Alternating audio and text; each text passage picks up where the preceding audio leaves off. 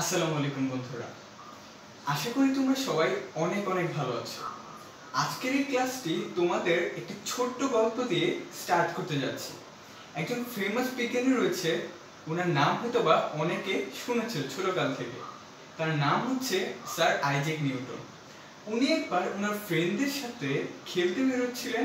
খেলাধুলার পরে তিনি একটু ক্লান্ত অনুভব করলেন, যার ফলে উনি সামনে ছিল একটি গাছ, ওই গাছে বসে তার টায়ার্ডনেস দূর করার জন্য সে একটু রেস্ট নিলেন। তো যখন রেস্ট নিচ্ছিলেন, বলতে গেলে উনি ঘুমিয়ে পড়েছিলেন। হঠাৎ করে সেই গাছটি ছিল কিন্তু একটি আপেল গাছ। তো ধরো এটা একটা আপেল গাছ, এখানে রয়েছে আপেল। তো এইখানে ছিল স্যার আইজ্যাক নিউটন স্যার। যদি আমি ভালো আঁকতে পারি না, কিন্তু বোঝানোর ক্ষেত্রে যতটুকু সম্ভব হবে ততটুকু দিয়ে তোমাদের বোঝানোর ট্রাই করব। আচ্ছা, ধরো উনি হচ্ছে স্যার আইজ্যাক নিউটন, আর এটা হচ্ছে একটা আপেল গাছ। তো উনি এখানে ঘুমাচ্ছিল, তো হঠাৎ করে একটি আপেল এসে তার মাথায় পড়লো। তো যার ফলে সে একটু ব্যথা পেল। তো আপেলটা মাথার উপর পড়ার পরে আপেলটা এখানে মাটিতে পড়ে গেল। তো উনি মাথায় আঘাত পাওয়ার পরে একটু কাতরতা ফিল করছিল। তো তারপরে তিনি ভাবলেন যে এই আপেলটা আমার মাথায় এসে কেন পড়লো। তো তার একটু মেজাজ খারাপ হয়েছে যে এই আপেলটি হয়তোবা উপরে মেঘের দেশে চলে যেতে পারত, অথবা আপেলটি ওই জায়গা থেকে, যে এই জায়গা থেকে পড়ে ভেসে চলে যেতে পারত বায়ুর সাথে সাথে। কিন্তু এই আপেলটি কেন আমার মাথায় এসে পড়লো, অথবা আমি যেখানে আছি সেখানে আপেলটা কেন পড়লো। তো এই রিজনটা তৎক্ষণাৎ তার মাথায় আসেনি, যার ফলে এই এই জিনিসটা সে অ্যাভয়েড করে সে আবার ঘুমাতে গেল। তো ঘুমানোর পরে ঘুম থেকে উঠে সে একটু রিল্যাক্স ফিল করলো, যে তার ক্লান্ত যে টায়ার্ডনেসটা তার দূর হয়ে গেল। তো এরপরে সে আবার খেলতে চলে গেল। এখন ফ্রেন্ডের সাথে খেলার পরে সে বাসায় চলে গেল, কিন্তু তার মাথায় যে একটা প্রশ্ন জেগে আছে, সেই প্রশ্নটা কিন্তু তার মাথায় কিছুতেই পিছু ছাড়ছে না। তার মনে চিন্তাই ছিল যে কেন আপেলটা নিচে এসেই পড়লো, উপরে কেন গেল না, অথবা সেটা ভেসে অন্য দিকে কেন গেল না। তো এরপরে এই প্রশ্নটা তার বাবা মাকে আস্ক করলো, কোনো প্রপার আনসার পেল না। অনেকজনকে আস্ক করলো, কোনো আনসার পেল না। সো এর জন্য সে নিজে অনেক কিছু ট্রাই করলো, লাইক সে বল উপরে মারলো, দেখলো যে সেটাও নিচে পড়ে আসলো। নানা ধরনের বস্তু সে উপরে মারার ট্রাই করলো, তো দেখলো রীতিমতো সেই জিনিসটা নিচের দিকেই পড়ে আসলো।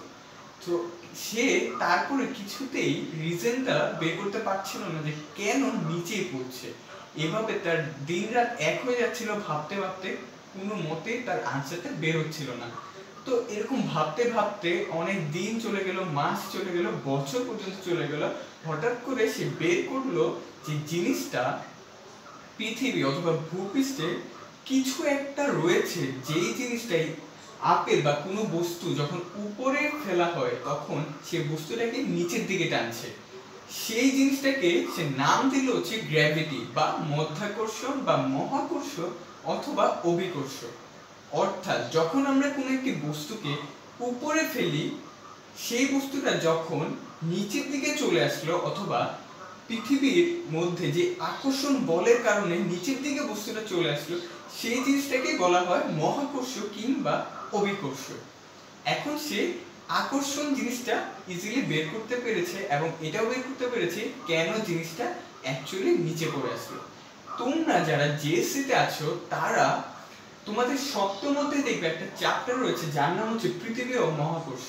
ওখানে গেলেই ব্যাপারটা একটু হলে ধারণা পাবা। এখন আমরা চলে আসি আমাদের মূল টপিকে, যেটা হচ্ছে মহাকর্ষ। এই যে মহাকর্ষ জিনিসটা তাহলে কি? মহাকর্ষ জিনিসটাকে যদি আমি একটু বড় করি, যদি মহাকে ধরতে পারি আমি মহাবিশ্ব, আর কর্ষকে বলতে পারি আমি আকর্ষণ। অর্থাৎ এর দ্বারা এই বোঝানো যাবে যে এই মহাবিশ্বে যে কোনো বস্তু পরস্পরের, যে কোনো বস্তুদ্বয়ের পরস্পরের মধ্যে যে আকর্ষণ বল তাকেই বলা হয় মহাকর্ষ। এই আমি আবারও বলছি, এই মহাবিশ্বে যে কোনো বস্তু হতে পারে। ধরো এই যে এটা একটা কলম হতে পারে, আর ধরো এটাকে ধরলাম সূর্য। এই দুইটা বস্তুর মধ্যে যে আকর্ষণ তাকে বলা হয় মহাকর্ষ। অথবা তুমি যাই ধরতে পারো, ধরো এই যে আমার মার্কার আর এই হচ্ছে হোয়াইট বোর্ড, এই মার্কার আর হোয়াইট বোর্ডের মধ্যে যে আকর্ষণ বল সেটাই হচ্ছে মহাকর্ষ। অথবা আমি আর হোয়াইট বোর্ড অথবা আমি আর এই ক্যামেরার মধ্যে যে আকর্ষণ সেটাই হচ্ছে তোমার মহাকর্ষ। আশা করি ব্যাপারটা একটু হলেও ক্লিয়ার হয়েছে। তো এই যে আকর্ষণ বলটা শুধুমাত্র পৃথিবীর যে কোনো বস্তুর ক্ষেত্রে প্রযোজ্য। এখন আমরা আসি, মহাকর্ষ গেল, এখন আমরা আসি অভিকর্ষ জিনিসটা কি। মহাকর্ষ আর অভিকর্ষ বল দুইটাই প্রায় কাছাকাছি, বলতে গেলে দুইটাই সেম, জাস্ট একটা মাত্র পার্থক্য রয়েছে। মহাবিশ্ব আমরা যখন আসি তখন আমরা যে কোনো দুইটি বস্তুর মধ্যে আকর্ষণ দেখি, রাইট? যখন আমরা অভিকর্ষের দিকে আসবো তখন যে দুইটা বস্তু রয়েছে না, ওই দুইটা বস্তুর মধ্যে মাস্ট ইম্পর্টেন্ট একটা পৃথিবী থাকতে হবে। এইটা অবশ্যই পৃথিবী থাকতে হবে। আর অন্য আরেকটা বস্তু যাই নাও, কলম, পেন্সিল, সূর্য, মঙ্গল গ্রহ, বুধ গ্রহ, শুক্র গ্রহ, যে কোনো কিছু নিতে পারো, কিন্তু তোমার একটা বস্তু সাপেক্ষ নিতে হবে, ওটা হচ্ছে পৃথিবী। অর্থাৎ পৃথিবীর সাথে অন্য যে কোনো বস্তু, মহাবিশ্বের যে কোনো বস্তুর মধ্যে যে আকর্ষণ তাকে বলা হয় কি? অভিকর্ষ। এই থেকে আমরা একটা জিনিস বলতে পারি, সকল অভিকর্ষই কিন্তু মহাকর্ষ। এই সকল অভিকর্ষকে আমরা বলতে পারি মহাকর্ষ, কিন্তু সকল মহাকর্ষ কিন্তু অভিকর্ষ নয়। কারণ মহাকর্ষে সকল জিনিসকে আমরা কাউন্ট করতে পারবো, কিন্তু অভিকর্ষে খালি পৃথিবীকে সাপেক্ষ ধরতে হবে, আর বাকি সকল বস্তুই আমরা নিতে পারবো। অর্থাৎ পৃথিবীর সাথেই তুলনা করতে হবে অন্য যে কোনো বস্তুর আকর্ষণ বল। আশা করি ব্যাপারটা তোমাদের ক্লিয়ার হয়েছে। আচ্ছা, এখন আসি আমরা মহাকর্ষ আর অভিকর্ষ বল জিনিসটা যেহেতু একটু হলে ধারণা পেয়েছো, যে আকর্ষণ বল অর্থাৎ কোন একটি বস্তু আরেকটি বস্তুর মধ্যে যে আকর্ষণ সেটাকে আমরা বলি মহাকর্ষ। আর যদি পৃথিবী হয়ে থাকে একটি সাপেক্ষ, তাহলে আমরা ওটাকে কি বলবো? অভিকর্ষ। তো এখান থেকে আমরা একটা জিনিস দেখো জানতে পারি। আচ্ছা, কেন আমাদের এই আকর্ষণ বল? কেন? দেখো, আমরা ধরে থাকি যে যে কোনো দুইটা বস্তু যখন পরস্পর থাকে, যে কোনো একটা নির্দিষ্ট দূরত্ব থাকতে পারে, যখন দুইটা পরস্পর থাকে তখন আমরা মনে করি কোনো না কোনো সময় ওই দুইটা পরস্পর মিলিত হতে পারে। এদের মধ্যে দুইজন দুইজনের মধ্যে একটা আকর্ষণ বল বা টান থাকে, যার কারণে এরা দুইজন কখনো বা কখনো এক হওয়ার পসিবিলিটি থাকে। তাই আমরা এটাকে বলি যে দুইটার মধ্যে আকর্ষণ যে বল। আচ্ছা, এখন আমাদের মহাকর্ষ আর অভিকর্ষ জিনিসটা মোটামুটি ক্লিয়ার হয়ে গেছে হালকা হলে। এখন আমরা চলে আসি আমাদের নেক্সট টপিকে, মহাকর্ষের সূত্র। তোমরা যখন তোমাদের বইতে দেখবে যে মহাকর্ষ একটা সূত্র রয়েছে, ওটা কি? যখন এইভাবে লেখা রয়েছে যে মহাবিশ্বের প্রতিটি বস্তু একে অপরকে আকর্ষণ করে। এখন যখন দুইটি বস্তুর মধ্যে, ধরো এখানে দুইটি বস্তু পরস্পরকে তো আকর্ষণ করছে, এখন এই যে আকর্ষণ বল, এই বল হচ্ছে, যার ইংলিশ হচ্ছে ফোর্স, বল বা টান, যার ইংলিশ হচ্ছে ফোর্স, যাকে আমরা প্রকাশ করি বড় হাতের এফ দ্বারা। এই বলটা, এই যে একজন আরেকজনকে আকর্ষণ করছে, এই আকর্ষণ বলটা হচ্ছে এই যে দুটি বস্তুর একটি বস্তুর ভরকে আমরা বলতে পারি m1, আরেকটি বস্তুর ভরকে বলতে পারি m2। কেন? দেখো, বস্তুর ভর আবার কি? বস্তুর ভর হচ্ছে কোন একটা বস্তুর মোট পদার্থ, এই বস্তুতে যে পরিমাণ ম্যাটেরিয়ালস বা পদার্থ রয়েছে, এই ম্যাটেরিয়ালসের মোট পদার্থের পরিমাণকে বোঝানো হয় যে ভর। অর্থাৎ এখানে তো অনেক অসংখ্য অণু পরমাণু রয়েছে, টোটাল যেই পরিমাণটা রয়েছে, ধরো এইটার ভর 1 কেজি হতে পারে, 1 গ্রাম হতে পারে, 1 মিলিগ্রাম হতে পারে, এই ভরের পরিমাণ, এই পদার্থের পরিমাণটা কি আমরা কি বলবো ভর। আচ্ছা এখন এই যে ভরের ইংলিশ হচ্ছে তোমার ম্যাস, যাকে আমরা ছোট হাতের এম দ্বারা প্রকাশ করি। কেন? বড় হাতের এম যখন আমরা প্রকাশ করব এটাকে বলা হবে কোন একটা বড় কোন কিছুর ভর। ধরো পৃথিবীর ভর তো অনেক বড়, তাই এটাকে বড় হাতের এম দ্বারা প্রকাশ করি। আর ছোট ছোট যেসব জিনিস রয়েছে সেগুলোকে আমরা ছোট হাতের এম দ্বারা প্রকাশ করি। এর জন্য যেহেতু এই ধরো একটা বস্তু যেটাকে আমরা ধরলাম m1 ছোট বস্তু, আর একটা ছোট বস্তু নিলাম যেটা হচ্ছে m2, এদের যে আকর্ষণ বলের মান হচ্ছে m1 আর হচ্ছে m2, তাদের এই যে m1 ইনটু m2 তাদের গুণফলের সমানুপাতিক। আর হচ্ছে তাদের যে দূরত্ব রয়েছে দূরত্বের বর্গের ব্যস্তানুপাতিক। দূরত্ব ইংলিশ কি? দূরত্ব ইংলিশ হচ্ছে ডিসটেন্স, যাকে আমরা প্রকাশ করি d দ্বারা। ডিসটেন্স শুরু হয় কিন্তু d থেকে, তাই আমরা ডিসটেন্সটা প্রকাশ করি d দ্বারা। আরেকটা জিনিস এখানে আমাদের খুব মনে রাখতে হবে, ওটা হচ্ছে কোন একটি বস্তুর ভর, টোটাল ভরটা তার কেন্দ্রের মধ্যে ধাবিত থাকে, যার ফলে আমরা এই দূরত্বটা নিলাম কেন্দ্র থেকে। তেমনি আরেকটা বস্তুরও টোটাল ভর কেন্দ্রটা থাকে একদমই কেন্দ্রের মধ্যে, যার জন্য আমরা কেন্দ্র থেকে ডিসটেন্সটা নিলাম। তুমি যদি এইভাবে চিন্তা করতা তাহলে কিন্তু তুমি ভুল ছিলে, কারণ আমাদের মোট পদার্থের পরিমাণ যে ভর ওটা থেকে এই কেন্দ্রে, তাই আমরা কেন্দ্র থেকে দূরত্বটা নির্বাচন করব। ওকে আচ্ছা এই যে এই দূরত্ব, এই দূরত্বের বর্গের ব্যস্তানুপাতিক হচ্ছে আমাদের আকর্ষণ বল। এখন তোমাদের মাঝে দুইটা কোশ্চেন আসতে পারে, এটা হচ্ছে যে ভাইয়া সমানুপাতিক জিনিসটা কি, আর হচ্ছে ব্যস্তানুপাতিক আবার জিনিস কি? ভাইয়া না বলে তো আপনি ডিরেক্ট পড়াচ্ছেন না। অবশ্যই না, আমি তোমাদের এই দুইটা জিনিসের ব্যাখ্যা অবশ্যই দিব। একদম সিম্পল একটা উদাহরণ দিই। ধরো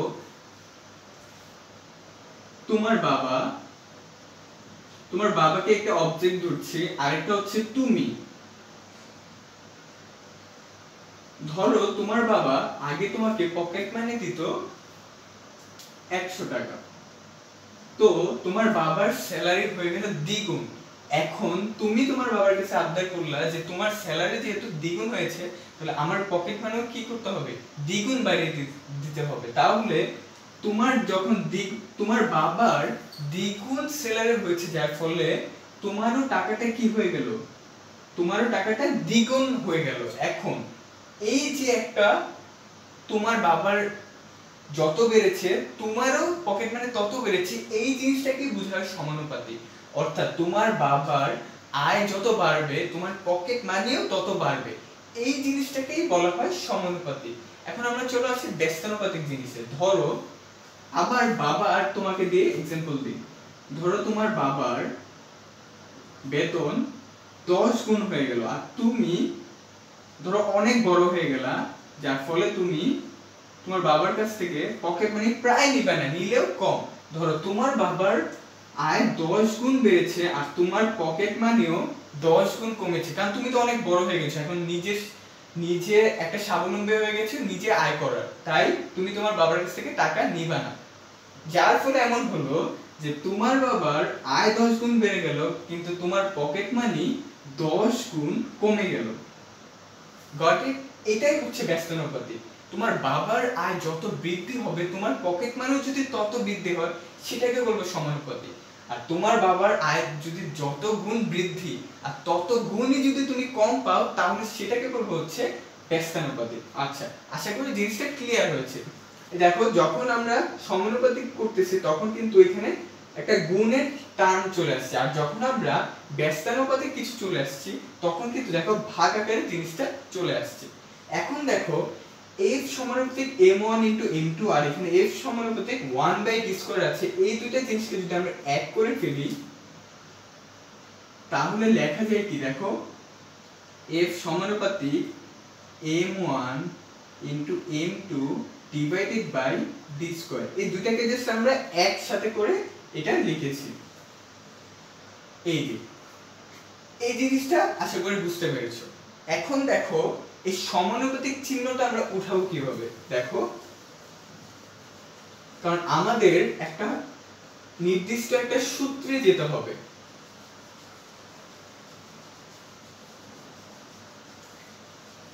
যে সূত্র দিয়ে তুমি আকর্ষণ বল অথবা তোমার ম্যাথ যে সব আছে এগুলো তুমি করতে পারবা।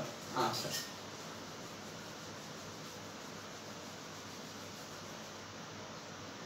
এই যে সমানুপাতিক চিহ্নটা উঠানোর জন্য আমাকে এখানে সমান দিতে হবে, আর সমানুপাতিকটা উঠে যে একটা কনস্ট্যান্ট জিনিস আসবে, যে জিনিসটাকে আমরা প্রকাশ করি জি দ্বারা।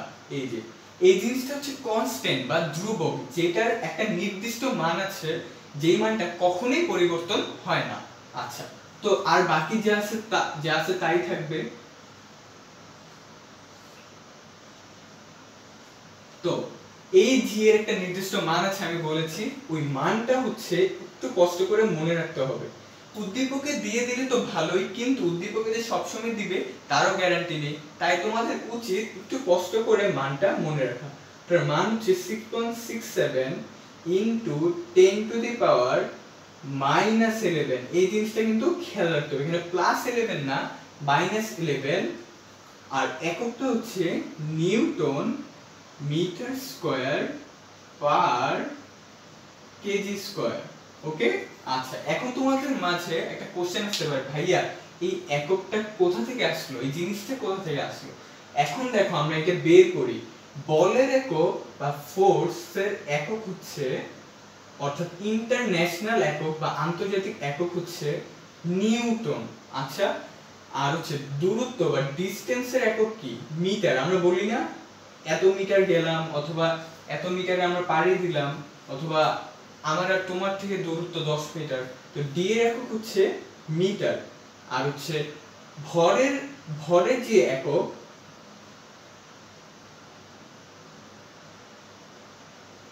ভরের ইন্টারন্যাশনাল বা আন্তর্জাতিক একক হচ্ছে কেজি, অর্থাৎ সবকিছু কেজিতে নিয়ে করবা। আচ্ছা এখন দেখো তুমি জি এর এককটা কিভাবে বের করবা। ধরো এই বলের এককটা এখানে আছে নিউটন, রাইট, আর আমি বের করব হচ্ছে জি এর একক। তো এইখানে ভর কয়টা রয়েছে, m1 আর m2, তো দুইটা m1 এর একক কি কেজি, আরেকটা কেজি, তাহলে কেজি ইনটু কেজি হয়ে যাবে কেজি স্কয়ার। নিচেও ডি স্কয়ার রয়েছে, ডি এর একক কি মিটার, তাহলে এটা হয়ে যাবে কি মিটার স্কয়ার। তো মিটার স্কয়ারটা এই সাইডে আসলে হবে হচ্ছে নিউটন মিটার স্কয়ার, আর কেজি স্কয়ারটা যদি নিচে ভাগ হয়ে যায়, অর্থাৎ আমি এটা উপরে আছে তাহলে এই সাইডে গেলে, যেহেতু এখন মিটার স্কয়ারটা নিচে ছিল ভাগাকারে ছিল, এটা যখন বাম পাশে যাবে তখন গুণ হয়ে যাবে নিউটনের সাথে, যেহেতু কেজি স্কয়ারটা উপরে আছে তাহলে গুণ আকারে আছে, বাম সাইডে গেলে কি হয়ে যাবে ভাগ আকারে চলে যাবে। তো এটা ইকুয়াল টু জি লিখতে পারি, রাইট। তো এখন এটা কেজি স্কয়ার, তো এখন এটাকে একদম ডাইরেক্ট কিভাবে লিখব, নিউটন মিটার স্কয়ার, আর কেজি স্কয়ার যেহেতু নিচে ভাগ আকারে আছে এই দেখো, তো ওইটাকে যখন আমরা উপরে নিব তখন এটা মাইনাস স্কয়ার হয়ে যাবে। তো আশা করি জি এর এককটা কিভাবে আসলো বুঝতে পারলাম। তো ধরো এখানে আছে 1/কেজি কিউব, তো এটা কি হয়ে যাবে পার কেজি কিউব। আচ্ছা ধরো এখানে আছে 1/ডি কিউব, তো এটা কি হয়ে যাবে ডি পার কিউব, রাইট। আশা করি জিনিসটা বুঝতে পেরেছো। আচ্ছা জি এর একক তো গেল, এখন আমরা একটা एग्जांपल নেই। আচ্ছা আমাদের এখন সূত্রটা দাঁড় করিয়েছি, তাও আরেকবার সূত্রটা লিখে ফেলি।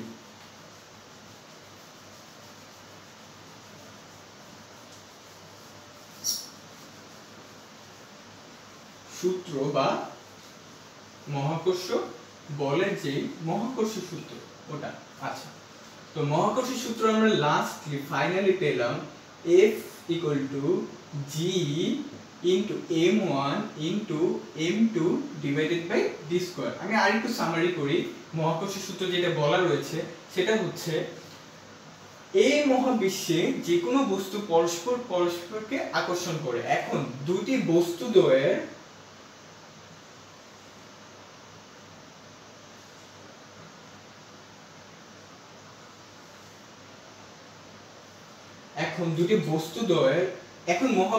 মহাবিশ্বে যে কোনো বস্তু দ্বয়ের মধ্যে যে আকর্ষণ বল অর্থাৎ F, এটা হচ্ছে দুটি বস্তু দ্বয়ের ভরের গুণফলের সমানুপাতিক। আর হচ্ছে এই যে দূরত্বের বর্গের ব্যস্তানুপাতিক। বর্গ জিনিসটা আমরা সবাই জানি, যে তোমরা ম্যাথে অবশ্যই পড়েছো যে যখন a কে বর্গ করতে বলা হয় তখন আমরা লিখি a স্কয়ার, বা a প্লাস b কে যখন আমরা বর্গ করি তখন মানে কি a স্কয়ার, যখন আমরা ঘন করি তখন আমরা কি লিখি a plus b whole cube, right? জিনিসটা আশা করি বুঝতে পেরেছো। তাহলে আমাদের সূত্র এটা দাঁড়ায়। আচ্ছা, তো আমরা এখন একটা एग्जांपल দেখি। एग्जांपल দেখলে ব্যাপারটা একটু হলেও ক্লিয়ার হবে।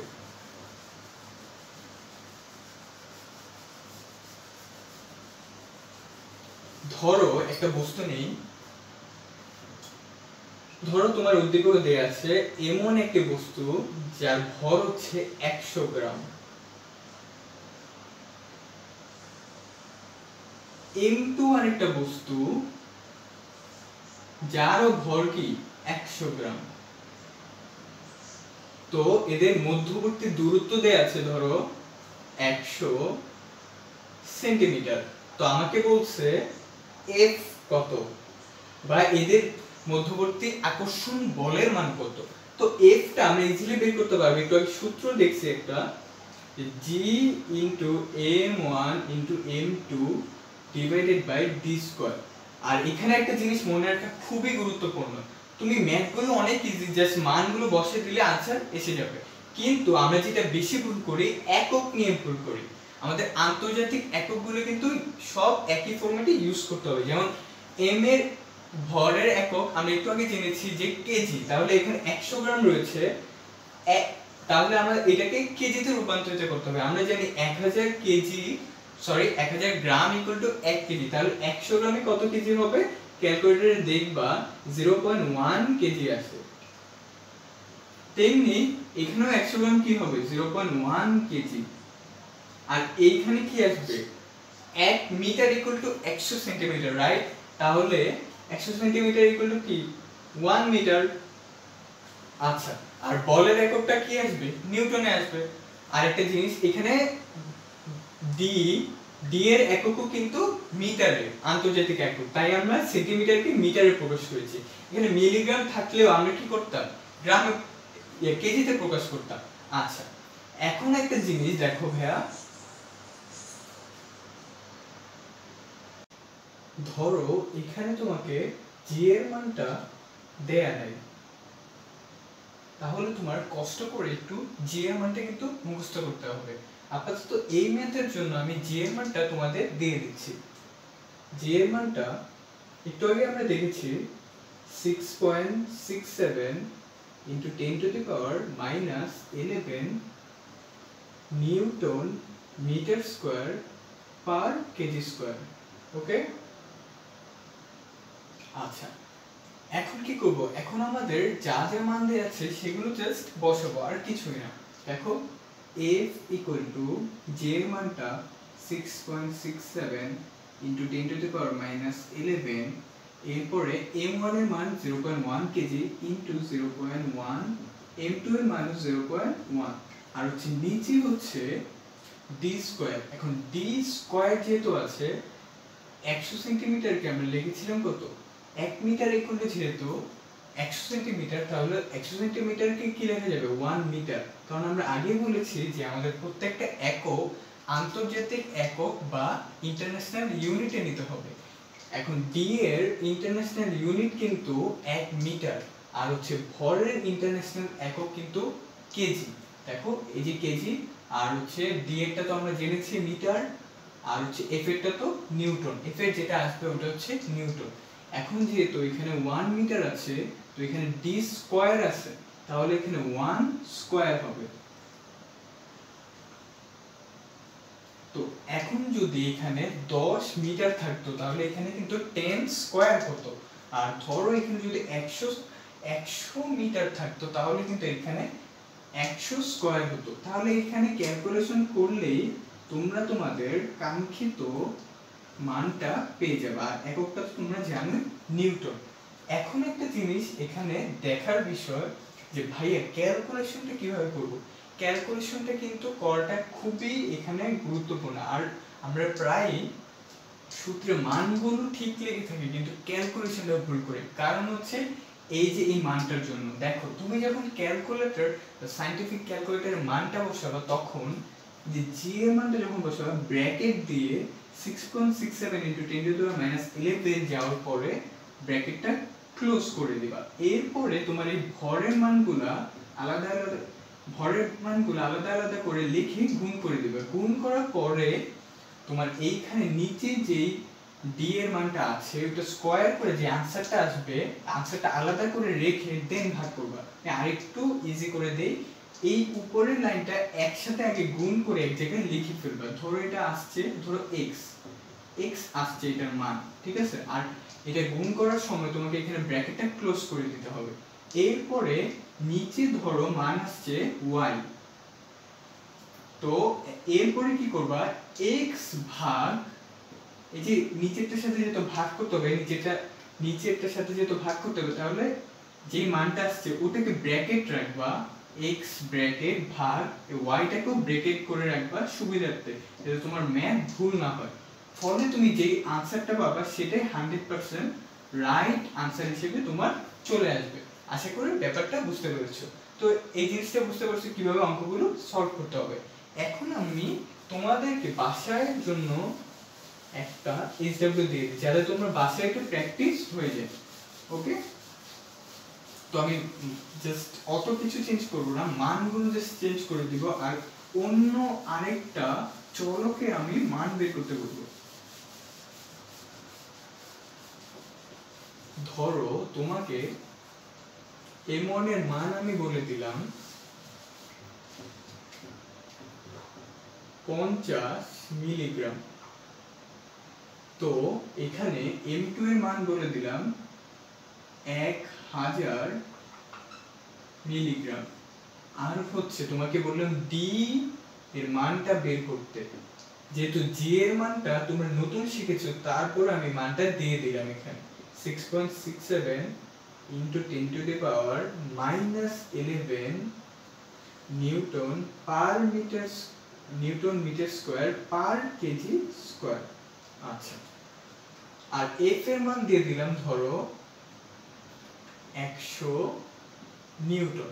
তো d এর মানটা বের করে দিবা। এটা তোমাদের কাজ, তোমরা বের করে आंसरটা কমেন্ট সেকশনে জানিয়ে দিও। ওকে, আচ্ছা, আমাদের এটা যেহেতু মহাকর্ষের সূত্র জিনিসটা কি আর হচ্ছে সূত্রটা কিভাবে প্রয়োগ করব তা আমরা ধারণা পেয়েছি। এবার আমাদের পালা নেক্সট টপিকে যাওয়া। মহাকর্ষের সূত্র টপিকটা যেহেতু আমাদের শেষ হয়ে গিয়েছে, তো আমরা এখন আমাদের নেক্সট টপিক অভিকর্ষের ত্বরণে যাব। দেখো, অভিকর্ষের ত্বরণ যাওয়ার আগে আমাদের জিনিস বুঝতে হবে যে ত্বরণ জিনিসটা কি। আচ্ছা, আমাদের হেডলাইন দিয়ে দেই ত্বরণ। তো একটা एग्जांपल দেই, তোমরা যখন গাড়ি গেমস খেলেছো তোমরা অবশ্যই দেখেছো যে গাড়িটা যখন চলে তখন একটা স্পিড থেকে শুরু করে। তো স্পিড থেকে যেতে যেতে ধরো গাড়িটা 150 মিটার পার সেকেন্ডে গেল, তখন এটা 150 মিটার পার সেকেন্ড থেকে হঠাৎ করে চলে গেল 200 মিটার পার সেকেন্ড। ধরো তোমার গাড়ি চালাচ্ছো গেমসে 150 মিটার পার সেকেন্ডে। এখন একটা জিনিস, এখানে সেকেন্ডটা কেন দিয়েছে, কারণ সময়ের একক হচ্ছে সেকেন্ড, মিনিট, ঘন্টা আমরা জানি, কিন্তু সময়ের আন্তর্জাতিক একক বা ইন্টারন্যাশনাল ইউনিট হচ্ছে সেকেন্ড। আচ্ছা, ধরো তোমার গাড়িটা 150 মিটার পার সেকেন্ড থেকে 200 মিটার পার সেকেন্ডে গেল। তো এইখানে 150 মিটার পার সেকেন্ড থেকে যে 200 মিটার পার সেকেন্ডে গেল, তো এইখানে হঠাৎ করে সে কত মিটার পার সেকেন্ড বেড়ে গেল, 50 মিটার পার সেকেন্ড বেড়ে গেল, অর্থাৎ তার বেগের পরিবর্তন হলো 50 মিটার পার সেকেন্ড। এই যে 1 সেকেন্ডে যদি তার বেগের পরিবর্তন অর্থাৎ স্পিড, যেটাকে আমরা বলি একটা গাড়ির স্পিড 150 মিটার পার সেকেন্ড, এই স্পিডটাই হচ্ছে বেগ। তো এই বেগটা যখন 1 সেকেন্ডে 50 মিটার পার সেকেন্ড বৃদ্ধি হলো বা পরিবর্তন হলো, তখন তাকে আমরা বলি 50 মিটার পার সেকেন্ড স্কয়ার ত্বরণ। আবারও বলছি, ধরো কোন একটা গাড়ি 150 মিটার পার সেকেন্ড থেকে হঠাৎ করে 1 সেকেন্ডেই 200 মিটার পার সেকেন্ডে চলে গেল, অর্থাৎ 1 সেকেন্ডেই তার বেগটা পরিবর্তন হলো 50 মিটার পার সেকেন্ড। তো 1 সেকেন্ডে যেই 50 মিটার পার সেকেন্ড বেগের পরিবর্তন ঘটলো, এই ব্যাপারটাকেই বলা হয় ত্বরণ, অথবা এই ব্যাপারটাকেই বলা হয় 50 পার মিটার সেকেন্ড স্কয়ার ত্বরণ। আচ্ছা, তো ত্বরণের সূত্রটা হলো, বুঝতেই পারছো এখন, বেগের পরিবর্তন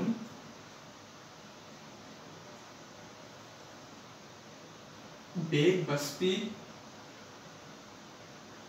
এর পরিবর্তন ডিভাইডেড বাই সময়। তো বেগের পরিবর্তন ওইটাকে প্রকাশ করা হয় metre per second divided by, আর সময়ের একক একটু আগে আমরা পড়েছি সেকেন্ড, তো এটাকে লেখা যায় কি মিটার পার সেকেন্ড স্কয়ার। এখন তো আমরা এই জিনিসটা দেখলাম যে সরল রেখায় একটা গাড়ি যখন চলে তখন তার ত্বরণ কেমন হয়, অথবা তখন ত্বরণ ব্যাপারটাকে আমরা কিভাবে বিশ্লেষণ করি। কিন্তু আমাদের পৃথিবী ও মহাকর্ষ চ্যাপ্টারে ত্বরণ সরল রেখায় জিনিসটা নাই, আমাদের আছে অভিকর্ষ ত্বরণ। তো অভিকর্ষ ত্বরণ যেটাকে প্রকাশ করা হয় জি দ্বারা বা গ্র্যাভিটি।